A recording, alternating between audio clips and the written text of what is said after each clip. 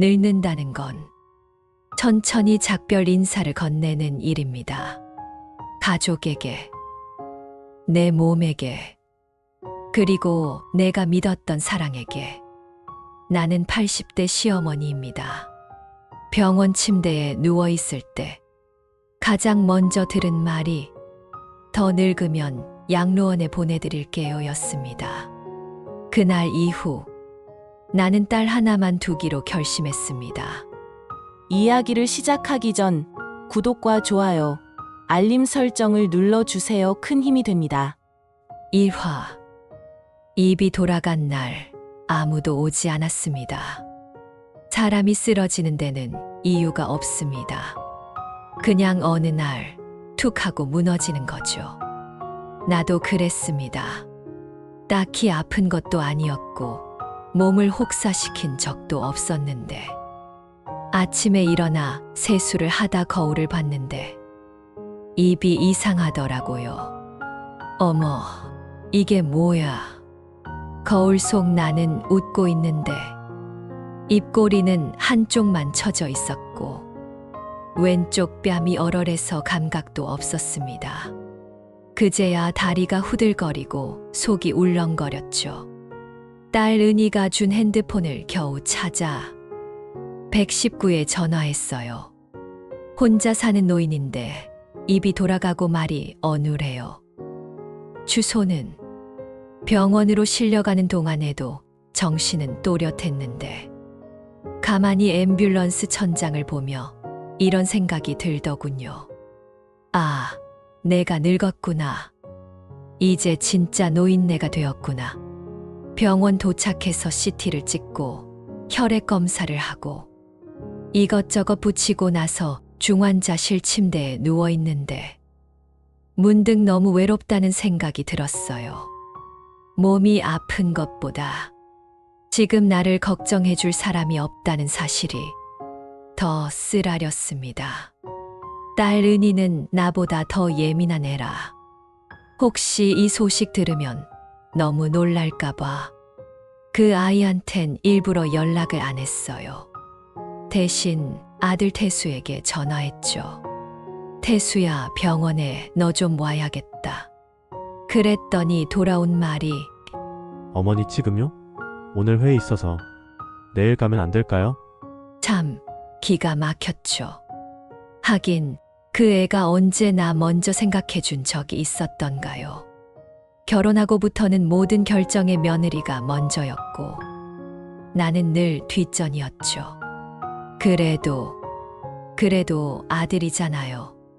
그날 밤 병실 안엔 간호사들만 분주했고 나는 멍하니 천장을 바라보며 오열도 불평도 하지 않았습니다. 이게 늙는 거지. 관심에서 멀어지는 거, 사랑에서 밀려나는 거. 다음 날 오후쯤 은희가 병실 문을 벌컥 열고 들어왔습니다. 엄마, 괜찮아.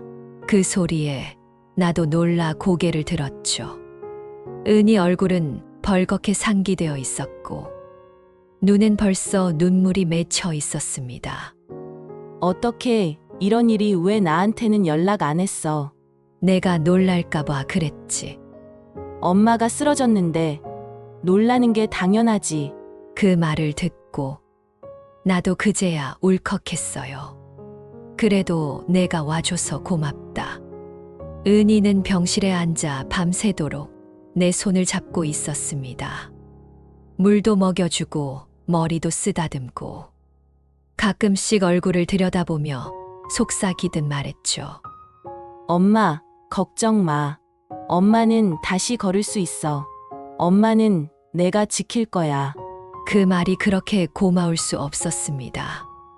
눈을 감고 마음으로만 중얼거렸습니다. 그래. 이제 나는 너 하나만 믿고 살면 되겠다. 그 다음 날 아들 태수가 왔습니다. 며느리 미영이랑 같이요. 병실 문을 열고 들어온 미영은 선글라스를 이마에 올린 채 핸드백을 한 손에 들고는 표정 하나 없이 말했죠. 어머니, 갑자기 그러셔서 깜짝 놀랐어요. 근데 다행이에요.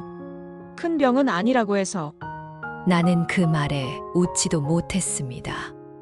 입이 돌아가 웃는 건커녕 속에서 울분만 치밀어 올랐으니까요. 태수는 옆에 서서 어머니 불편하시죠? 근데 요즘엔 재활 잘만 받으면 금방 괜찮아져요. 라며 멀뚱멀뚱 말하더군요.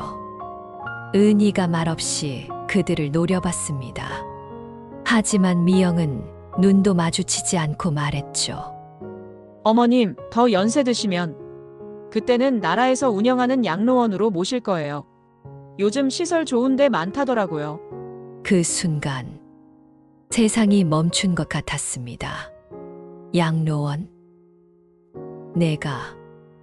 내가 어떤 인생을 살았는데 가족을 위해 허리 한 번 제대로 못 펴고 살아왔고 애들 밥 한 끼 굶길까봐 노점도 뛰었고 남편 죽고 나선 혼자 뼈 빠지게 일했어. 지금 이 집, 이 돈, 이 모든 걸 만들어 놓은 사람인데 그런 나를 나라에서 운영하는 양로원에? 그 말이 너무 차가워서 숨이 턱 막혔습니다. 말도 안 나왔어요. 입도 돌아갔고 마음도 무너졌죠. 며느리는 자기 말이 얼마나 잔인한지도 모르고 휴대폰을 꺼내더니 근처 요양병원 후기 봐볼게요. 하며 검색을 하더군요. 그 모습을 보는 순간 나는 마음속에서 뭔가 뚝 하고 끊어지는 소리를 들었습니다. 그날 밤 은희가 내 손을 잡고 말했습니다. 엄마, 나 있잖아. 엄마 혼자 아니야. 엄마가 나를 낳아줬잖아. 이제는 내가 엄마 지킬 차례야. 그 말 한마디가 아들의 10마디보다 깊고 따뜻했습니다. 그날 이후로 나는 결심했습니다. 이제부터 내 딸 은희만 내 전부로 삼겠다고. 사람이 늙는다는 건 기억보다 먼저 마음이 식는 겁니다. 나를 바라보는 그들의 눈빛에서 나는 처음으로 엄마도 가족도 아닌 그냥 처리해야 할 짐이 되어 있었습니다. 이화, 어머니 더 늙으시면 나라에서 운영하는 양로원 보내드릴게요. 며느리 입에서 그 말이 나왔을 때 나는 이 세상이 낯설게 느껴졌습니다. 요즘은 나라에서 운영하는데도 시설 좋대요. 어머님도 너무 걱정 마시고요. 그 말이 너무 담담해서 더 서늘했어요. 연세 더 드시면 그쪽으로 알아보면 되니까요. 마치 오래전부터 계획하고 있었던 것처럼 그 순간 내 귀가 잘못된 건가 싶었습니다. 내가 듣고 싶은 말은 어머님, 얼른 낳으셔야 해요였는데 양로원이라니요. 며느리 윤미영.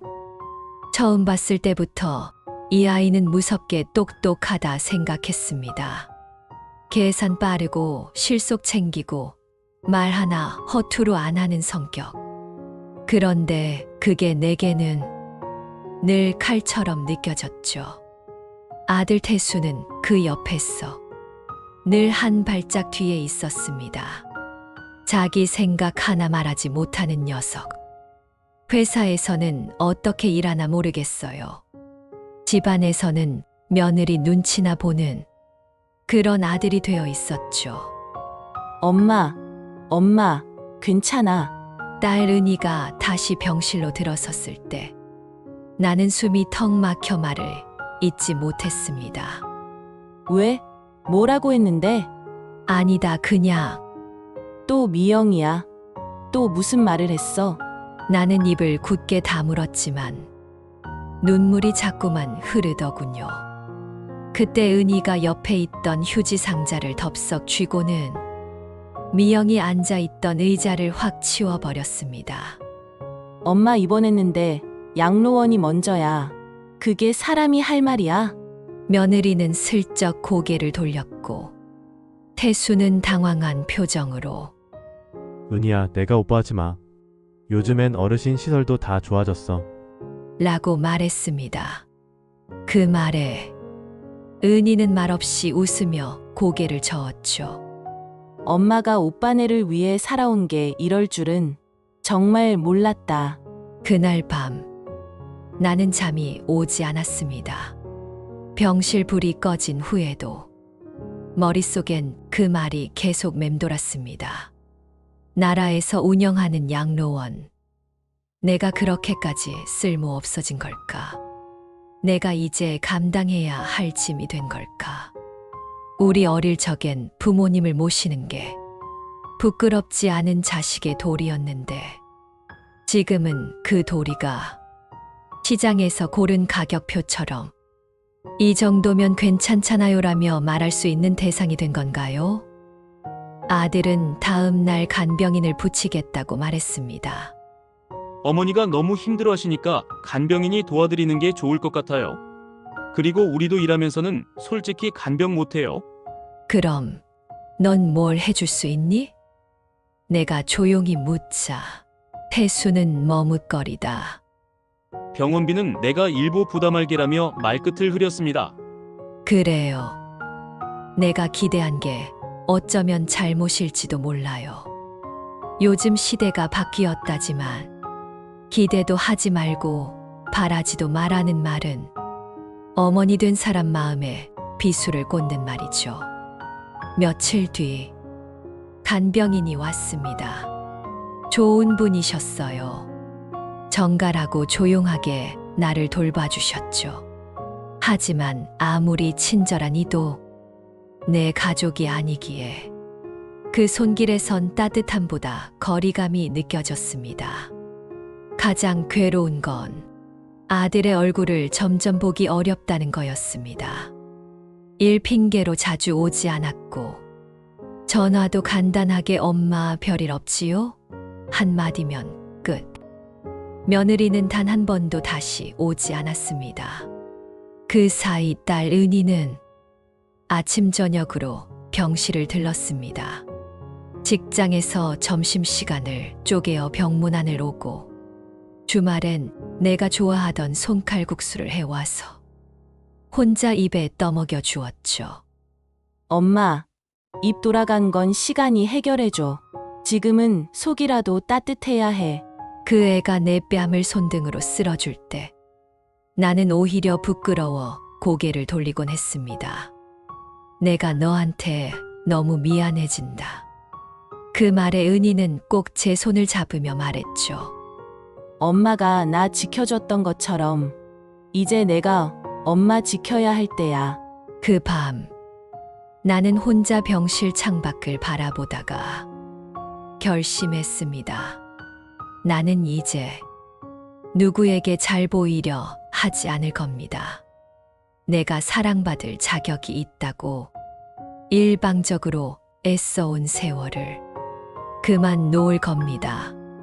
이제 남은 삶은 나를 위해, 나를 진심으로 아끼는 사람을 위해 쓰겠습니다.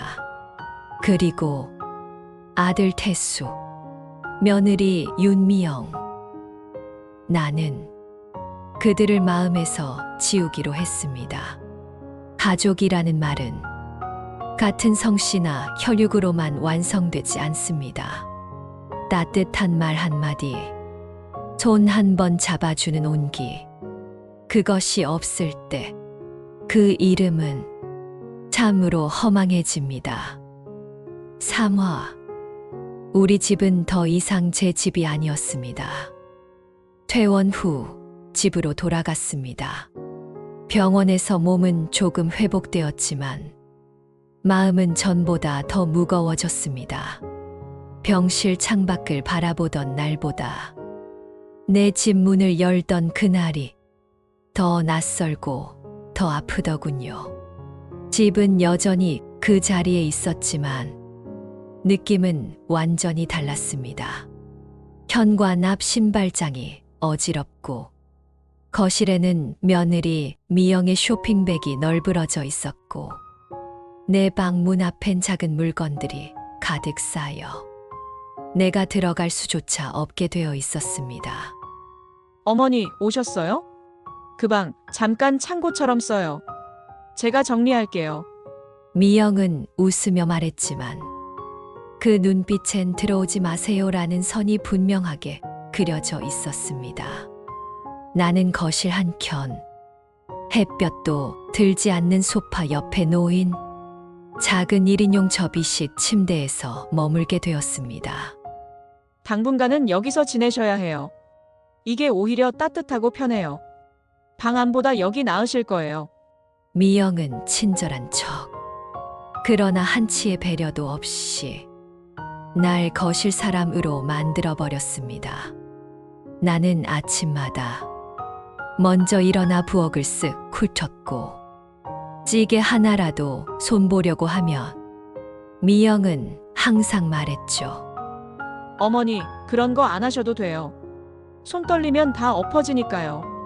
말은 고운 척하지만 그 말 속에는 제발 가만히 계세요가 숨어 있었습니다.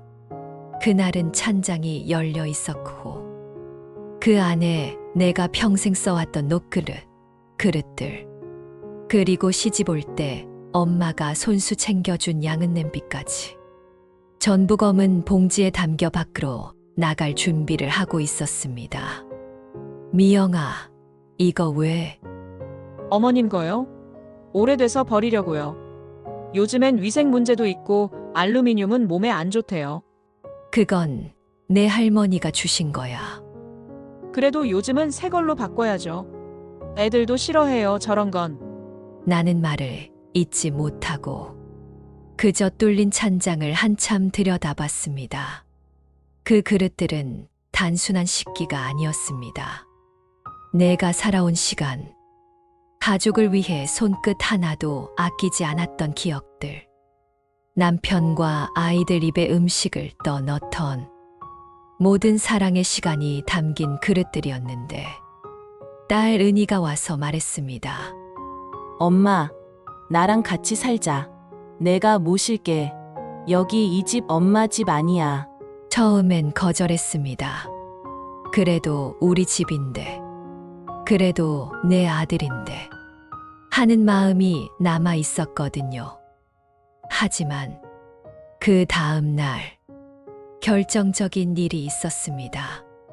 아침에 미영이 멀리서 전화 통화를 하며 이렇게 말하는 걸 들었습니다. 우리 친정 엄마도 요양원 모셨어. 뭐, 별 수 있나? 다들 그렇게 살아. 그 말에 가슴이 덜컥 내려앉았습니다. 아무렇지 않게 말하는 그 말이 남 얘기가 아니라 바로 나를 향한 것이란 걸 직감했거든요. 저녁에 아들 태수가 조심스럽게 말했죠. 엄마, 혹시 은희 집에 한두 달 가 계시는 건 어때요? 거기 조용하고 엄마도 좀 편하게. 그 말에 나는 조용히 고개를 끄덕였습니다. 그래, 나도 이제 쉬고 싶다. 그날 밤 나는 몰래 방문을 열고 내 방에 남겨진 작은 물건들을 다시 챙겼습니다. 고장 난 라디오, 돌아가신 영감 사진 한 장, 내가 손수 만든 자수수건 하나, 그리고 오래된 편지 한 묶음. 작고 하찮아 보이는 것들이지만 그게 내 인생의 전부였습니다. 짐을 들고 현관 앞에 섰을 때 미영은 짧게 말했죠. 어머님, 편하게 지내세요. 필요한 거 있으면 말씀 주시고요. 나는 말없이 고개만 끄덕이고 그 집을 나왔습니다. 내가 40년을 산 그 집을. 그리고 그날 이후 나는 깨달았습니다. 그 집은 이제 우리 집이 아니라 그들의 공간이라는 거요. 나는 거기서 퇴출된 겁니다. 조용하고 예의 바르게 은희 집에 도착하자 작은 방 하나가 환하게 정돈되어 있었습니다. 하얀 커튼과 따뜻한 이불, 창밖으로 햇살이 스며드는 그 방은 작지만 마음이 놓이는 공간이었죠. 은희는 내 손을 꼭 잡고 말했습니다. 엄마, 여기서는 엄마가 주인이야. 그 말이 그렇게 뭉클하고도 슬펐습니다. 내가 이제야 주인이 되는 공간. 그건 내 딸의 방이었습니다. 사람이 떠나야 그 자리가 얼마나 비어 있었는지 알게 된다지만 나는 떠났는데 아무도 내 자리를 기억하지 않았습니다. 그러니 그 집은 이제 내 집이 아니었습니다. 사와 딸은 내 손을, 아들은 내 통장을 잡았습니다. 은희 집에 머문 첫날 밤, 나는 처음으로 편하게 잠이 들었습니다. 아무도 나를 조용히 쫓아내지 않고 누군가의 눈치를 보지 않아도 되는 공간. 그게 그렇게 따뜻한 줄 그제서야 알게 됐어요.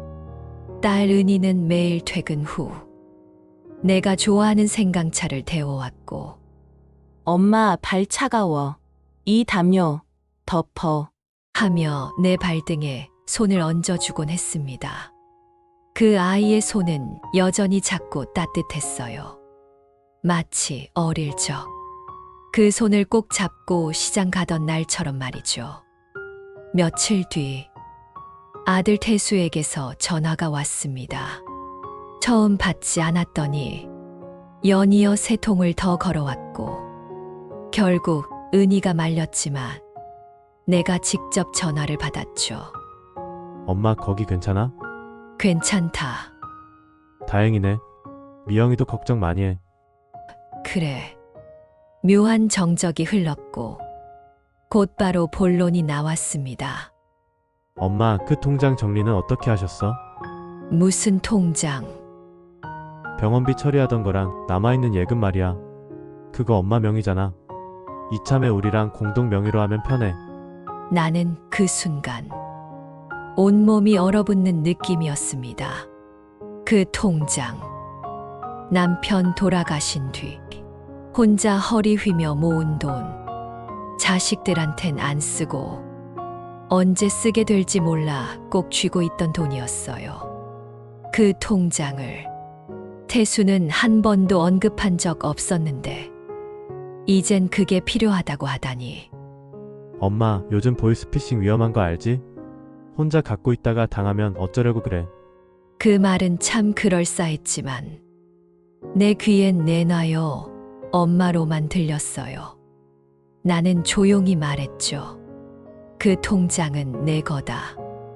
내가 벌었고 내가 쓰려고 남겨둔 거다. 태수는 멈칫하더니 이내 어색하게 웃으며 말했죠. 아니 엄마 그렇게까지 말하긴 좀. 우리도 엄마 모시는데 드는 비용이 있고 그러니까 같이 관리하자는 뜻이지. 그 순간 내 안에서 뭔가 뚝 끊어졌습니다. 전화를 끊고 나는 은희에게 물었습니다. 은희야, 내가 엄마 돈 필요하면 말해라. 엄마 줄 거 많다. 은희는 깜짝 놀라며 고개를 저었습니다. 엄마, 난 그런 생각 한 번도 안 했어. 엄마 돈은 엄마 거야. 내가 왜 손대? 그 말에 나는 고개를 끄덕이며 웃었지만 마음 한구석이 쓰렸습니다. 이게 아들과 딸의 차이일까? 아들은 내 손을 놓고 통장을 보았고 딸은 내 통장을 보지 않고 내 손을 잡아주었으니까요. 며칠 후 은행을 찾았습니다. 은희와 함께 은행 직원에게 명예 확인을 받고 비밀번호를 바꾸고 정리되지 않은 예적금을 묶어 하나로 통합했어요. 그리고 그 통장, 딸 이름으로도 공동명의 등록을 했습니다. 은행 직원은 물었습니다. 가족 중 아드님은 없으신가요? 있어요. 혹시 차후 분쟁 우려 있으시면 신탁도 고려해 보시는 게. 나는 단호하게 말했습니다. 그럴 일 없습니다. 이 아이한텐 내가 남긴 모든 걸 줄 겁니다. 집으로 돌아오는 길, 은희가 묻더군요. 엄마, 나 이거 받아도 돼? 왜 안 되겠니? 태수 오빠 알면 난리 날걸. 나는 잠시 고개를 돌려 창밖을 바라봤습니다. 서울의 늦은 오후, 지하철 창밖에 비친 우리 모녀의 얼굴이 겹쳐 보였죠. 태수는 오래전에 엄마 손에서 떠났어. 이젠 너 하나면 된다. 은희는 말없이 내 손을 꼭 잡았습니다. 내가 늘 바라던 따뜻한 그 손길이었어요. 그날 밤, 딸 방에 누워 나는 조용히 남편 영정사진을 꺼내 보았습니다. 여보, 우리가 키운 아들, 결국 저 모양이야. 그 아이, 내가 놓을게. 당신도 이제 놓아요. 그렇게 말하고 나는 처음으로 깊은 한숨을 내쉬었습니다. 며칠 후, 아들이 또 전화를 걸어왔지만 나는 받지 않았습니다. 이젠 더 이상 그 목소리가 그립지 않았습니다. 내가 가족이라 여긴 건 그 아이였지만 그 아이가 나를 계산서로만 본다면 이제 그 관계는 여기서 끝인 거죠. 가족이란 서로의 손을 잡아주는 사람이지 서로의 통장을 들여다보는 사람이 아닙니다. 나는 이제 그 손을 놓기로 했습니다. 잡고 있는 게 고통이라면 놓는 게 진짜 사랑일 수 있으니까요. 오화, 내가 낳았지만 이젠 남보다 못한 자식. 나는 요즘 하루에도 몇 번씩 태수 얼굴을 떠올립니다. 어릴 적 아장아장 걷던 그 아이를 손에 물집 잡히도록 업고 다녔고 첫 월급 받았다며 내 손에 소주 한 병 쥐어주던 그날은 눈물이 나도록 고마웠습니다. 그런 아이가 어느 순간부터 엄마, 그건 비효율적이에요. 요즘은 그런 식으로 안 해요. 이런 말로 나를 몰아세웠습니다. 며칠 전 나는 우연히 태수와 며느리 미영이 주고받는 문자 메시지를 보게 됐습니다. 딸 은희 휴대폰으로 온 알림이었고 미영이 잘못 보낸 듯 했죠. 이제 확실히 정리해야 해요. 어머님, 오래 안 계실 수도 있으니까. 그 전에 명확하게 해두는 게 나아요. 그걸 본 순간 숨이 막혔습니다. 나를 이미 떠날 사람으로 보고 있었던 겁니다. 그리고 그날 저녁 태수가 찾아왔습니다. 기름기 잔뜩 낀 패딩을 입고 표정도 미묘하게 굳어 있었죠. 엄마, 나 잠깐만 시간 돼? 앉아라. 그 아이는 내 맞은편에 앉더니 두 손을 모으며 말했습니다. 사실은 우리 집도 요즘 사정이 안 좋아. 미영이 일도 줄고 애학원비에 대출도 있고. 그래서 엄마가 좀 도와주면. 얼마 필요하니? 내가 그렇게 묻자 그 아이는 망설이지 않았습니다. 일단 5천만 원쯤 있으면 숨 좀 돌릴 수 있어. 나는 천천히 고개를 끄덕였습니다. 그래, 너무 숨차면 안 되지. 근데 말이다, 태수야. 너무 숨 돌리다 보면 사람 놓쳐. 무슨 말이야? 나는 자리에서 일어나 안방 서랍 속 내가 가장 아끼는 함지박에서 편지 한 통을 꺼냈습니다. 남편이 살아있을 때 직접 쓴 유서 비슷한 편지였어요. 순자야, 이 돈은 내가 쓰고 싶은 대로 써. 우리 자식들한테는 마음만 줘도 된다. 내가 없으면 너만 생각해. 나는 그 편지를 태수 앞에 조용히 내밀었습니다. 그 아이는 고개를 갸웃하며 말했죠. 이게 뭐야? 너희 아버지가 남긴 말이다. 내가 쓰고 싶은 대로 쓰라더라. 아니 그건 아버지 뜻이고 지금 상황은 다르잖아. 아니다. 지금이야말로 그 뜻을 지켜야 할 때다. 태수는 화가 난 듯 자리에서 벌떡 일어섰습니다. 엄마 지금 그 돈 가지고 뭘 하시겠다는 거야? 다 써버리고 가실 건 아니잖아? 맞다. 나는 고개를 끄덕이며 차분히 대답했습니다. 나는 내 딸이라 잘 살아볼 거다. 내가 낳은 자식이 나를 부담이라 여기는 순간 그 자식은 더 이상 내 자식이 아니다. 그 말에 태수는 입을 다물지 못했죠. 엄마가 어떻게 나한테 그럴 수가 있어? 나는 오히려 너한테 묻고 싶다. 어떻게 내가 나한테 이럴 수 있니? 그 아이는 결국 말없이 집을 나갔습니다. 현관문이 닫히는 소리가 유난히 길고 무겁게 들렸습니다. 그 문이 닫히는 순간 나의 긴 세월, 엄마로서의 자부심도 함께 닫히는 것 같았죠. 딸 은희는 뒤늦게 집에 돌아와 사정을 듣고 눈물을 흘렸습니다. 엄마, 괜찮아? 괜찮다. 엄마는 지금이 가장 홀가분하다. 나는 그날 밤 은희에게 말했습니다. 앞으로 엄마한테 태수 얘기 꺼내지 마라. 그 아이는 엄마 마음 속에서 오늘부로 나간 손님이다. 그 말이 얼마나 서러운지, 얼마나 무거운지 누가 알까요? 나는 그 아이를 뱃속에 품었고 가슴에 안고 길렀습니다. 그러나 지금은 내게 상처를 준 사람입니다. 내가 낳았지만 이제 남보다도 못한 사람입니다. 사랑은 아무 대가 없이 주는 것이지만 모욕은 끝끝내 값을 치르게 됩니다.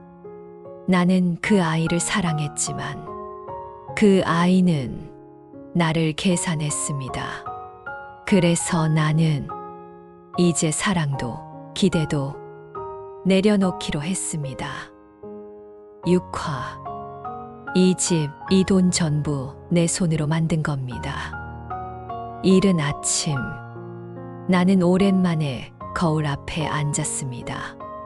머리는 하얗게 샜고 눈 밑엔 그늘이 졌지만 그 속에 처음 보는 여자가 서 있더군요. 이 사람이 나였구나. 이 집도 이 돈도 전부 내 두 손으로 만든 건데 언제부턴가 나는 그 안에서 쫓겨나는 사람이 되어 있었습니다. 평생을 남편 뒷바라지하며 살았고 애들 대학 보내느라 금반지 하나 제대로 가져본 적 없었습니다. 가게 하면서 허리 굽었고 퇴근 후엔 냉장고 앞에 기대서 찬밥 한 숟갈로 끼니를 때우던 날도 많았죠. 그렇게 모은 돈이 그 아이들 집 사는데 보탬이 되었고 며느리 명품 가방이 바뀔 때마다 내 겨울 외투는 몇 년을 넘기곤 했습니다. 그런데도 나는 엄마니까 시어머니니까 참았죠. 그 애들이 나를 내쫓기 전까진 말이에요. 며칠 뒤 나는 은희와 함께 구청을 찾아갔습니다. 주민등록 이전을 마치고 세금 고지서 주소 변경도 했습니다. 이젠 그 아이들이 내 이름으로 받는 서류 하나도 손댈 수 없게 하려고요. 그날 밤 나는 손때 묻은 장롱안을 정리하며 남편의 유품을 꺼냈습니다. 남편과 함께 찍은 유일한 흑백 사진, 두툼한 예금 통장, 그리고 혼자 적어 내려간 오래된 메모장. 거기엔 이런 문장이 적혀 있었습니다.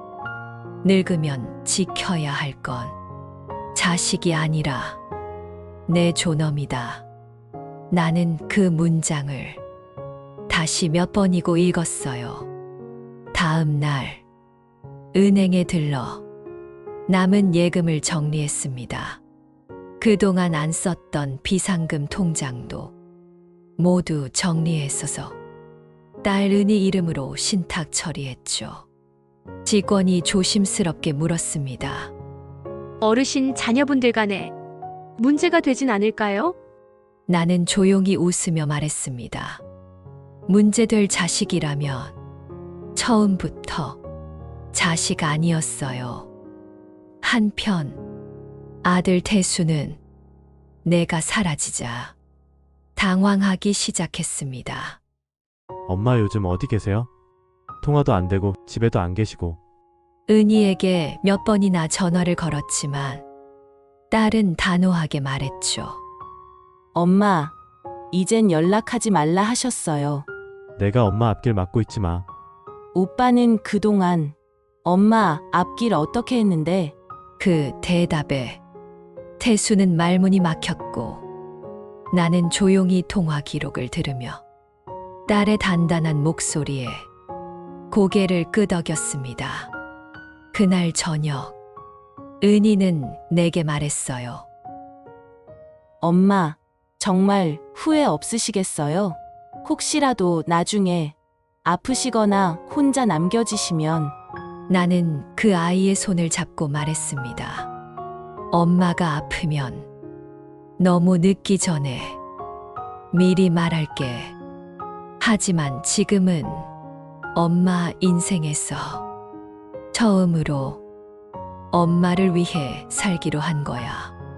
밤하늘을 올려다보며 나는 오래도록 남편 이름을 불러보았습니다. 여보, 당신 말이 맞았어요. 이젠 자식도 다 놓고 나를 위해 살게요. 그렇게 말하고 나니 속이 시원하게 트이더군요. 며칠 후 태수는 내게 편지를 보냈습니다. 엄마, 이렇게까지 할 줄 몰랐어요. 우린 단지 더 좋은 선택을 하려던 거예요. 엄마가 너무 감정적으로만 보지 마세요. 우리도 할 말 많지만 지금은 그냥 엄마가 편하시길 바랄게요. 나는 그 편지를 읽지도 않고 접어 난로 불에 던졌습니다. 그 아이 말대로 지금 나는 정말 편하니까요. 평생을 자식에게 내어주고 결국 남는 건 잃어버린 이름과 무너진 자존감이었습니다. 이제는 돌려받겠습니다. 내 이름도, 내 돈도, 내 존엄도, 그 누구도 다시는 가져가지 못하게요. 7화. 그날 이후 나는 딸 하나만 두기로 했습니다. 집을 나서는 그날 아침, 나는 문 앞에 한참을 서 있었습니다.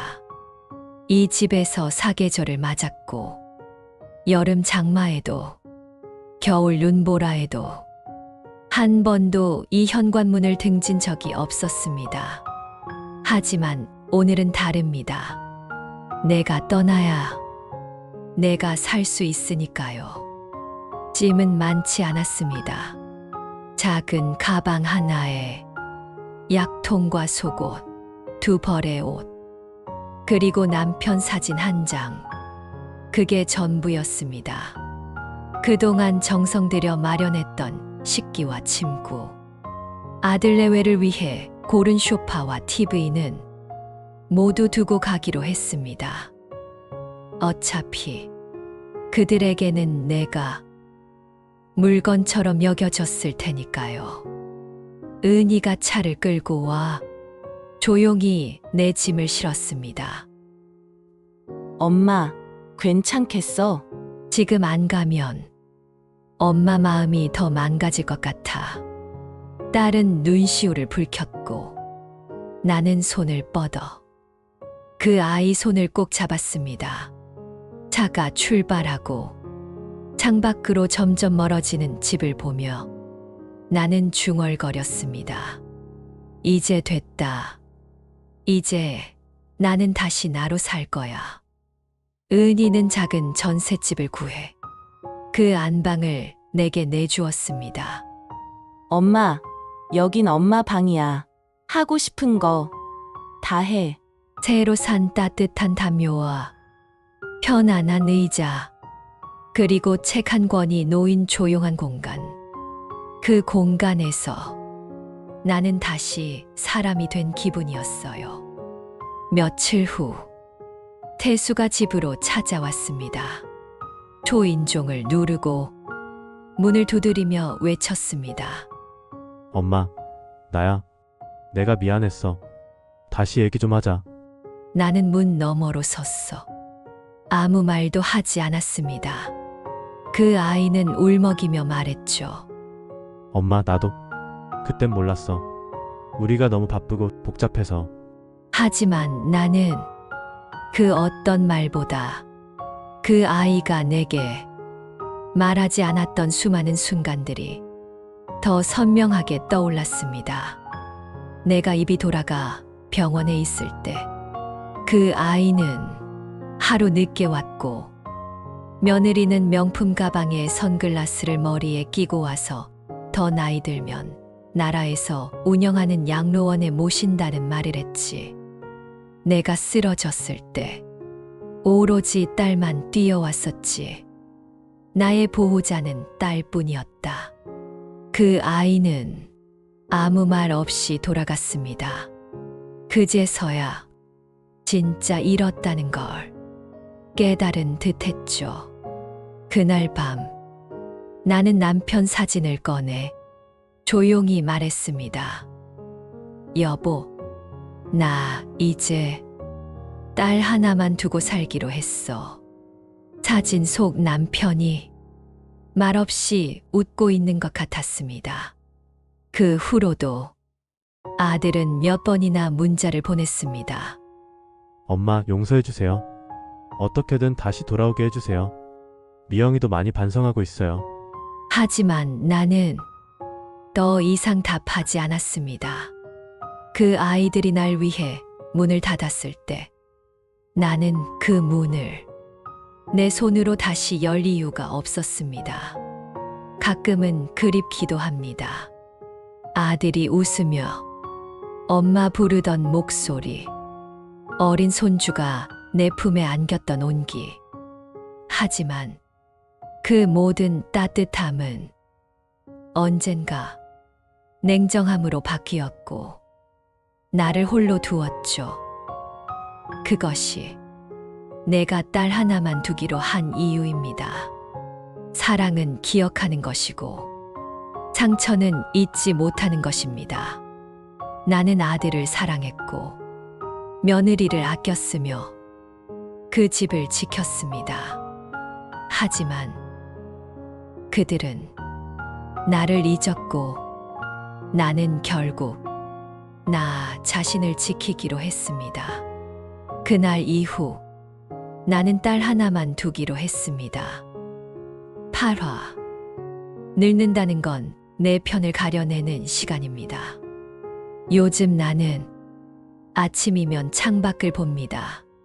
산뜻한 햇살이 이불을 타고 흘러들고 창틀엔 하얀 커튼이 부드럽게 흔들립니다.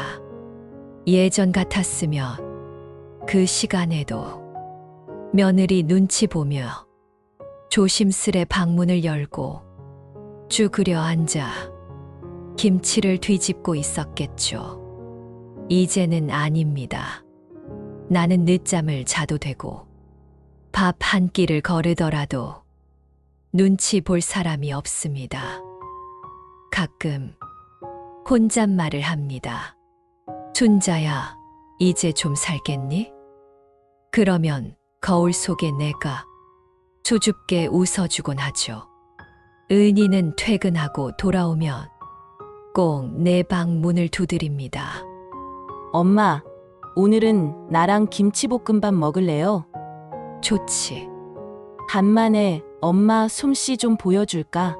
둘이 나란히 앉아 밥을 비비고 된장국에 말아 한 숟갈 뜨는 그 순간 나는 이따금 벅차게 행복합니다. 그런데 며칠 전 예고 없이 태수가 우리 집 앞에 서 있었습니다. 어깨는 축 늘어졌고 손에는 한 봉지의 병원 약이 들려 있더군요. 엄마, 우리 다시 얘기할 수 있을까? 나는 잠시 멈칫했지만 결국 문을 열지 않았습니다. 그 아이의 뒷모습을 창밖으로 보며 은희가 조용히 물었습니다. 엄마, 후회 안 하세요? 안 해. 그 아이가 정말 미안했다면 먼저 날 위해 한 번쯤 울었겠지. 근데 그 아이는 늘 자기 사정만 말하더라. 그날 밤 나는 남편의 유골함 앞에 앉았습니다. 고요한 집, 아늑한 조명 아래서 나는 중얼거렸죠. 여보, 우리 참 오래 살았지. 그래도 마지막엔 딸 하나 남겨줘서 고마워. 늙는다는 건 무엇을 잃는 시간이 아니라 누가 내 곁에 남는지를 하나하나 확인하는 시간입니다. 내가 누구에게 소모당했는지, 누가 진짜 내 이름을 불러줬는지 그 모든 답이 이제야 보입니다. 가끔 손주가 떠오릅니다. 말을 잘 듣던 아이, 나한테 안기면 세상 다 가진 표정이던 그 얼굴. 하지만 그 아이를 내게서 멀어지게 한 건 그 아이의 엄마, 그리고 말하지 않은 아빠였죠. 그 아이에게 언젠가 기회가 된다면 편지를 쓰고 싶습니다. 할머니는 너를 누구보다 사랑했단다. 하지만 사랑만으로 끝까지 함께할 수는 없었어. 그걸 알아줬으면 좋겠구나. 지금 내 곁에는 은희가 있습니다. 그리고 오랜만에 시작한 글쓰기 모임에서 새로운 친구도 생겼습니다. 거기서 나는 이렇게 말하곤 하죠. 나요? 딸 하나면 좋게요. 내가 날 지켜줬던 사람. 딱 한 사람만 기억하면 그걸로 된 거죠. 그 말을 할 때마다 나는 조금 더 자유로워지고 조금 더 평온해집니다. 이제 나는 누구의 엄마로서가 아니라 김순자라는 한 여자로 노년을 살기로 했습니다. 지금까지는 누군가의 필요에 따라 살아왔다면 이제부터는 내 감정과 내 가치에 따라 살아갈 겁니다. 늦은 걸까요? 아니요. 지금이 딱 좋은 때입니다. 사랑은 오래 참고 기억은 오래 아픕니다. 나는 자식에게 내 인생을 걸었지만 결국 나를 지켜준 건 자식이 아니라 내 선택이었습니다. 그날 이후 나는 딸 하나만 두기로 했습니다. 그리고 지금 나는 내 인생을 비로소 살아가고 있습니다. 평생을 자식에게 바쳤지만 결국 나를 지켜준 건 한 사람, 그리고 나 자신이었습니다. 며느리의 한마디가 내 인생의 마지막을 뒤흔들었고, 그날 이후 나는 더 이상 희생하지 않기로 했습니다. 이제는 사랑받기보다 존중받고 싶습니다. 내 노년은 누구의 엄마가 아닌 김순자로서 살아가는 시간입니다.